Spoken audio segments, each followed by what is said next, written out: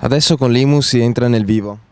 Abbiamo grandissime difficoltà, oggi come oggi le bocce stanno ancora rotolando sul gioco, vediamo che ci sono modifiche di giorno in giorno, compreso le tesoreria unica, quindi denaro che è stato versato nelle casse comunali dai cittadini va trasferito a Roma, quindi grandissimo problema. IMU vuol dire sostanzialmente tanto prima casa quanto seconda casa aumento di tassazione, più l'IRPEF 0,3 per mille, ormai l'ha detto già anche la Corte dei Conti, oltre l'80% dei comuni l'hanno già applicata, quindi sostanzialmente nel 2012 l'altro 20% sarà costretto ad utilizzarla, problematiche non indifferenti per i sindaci.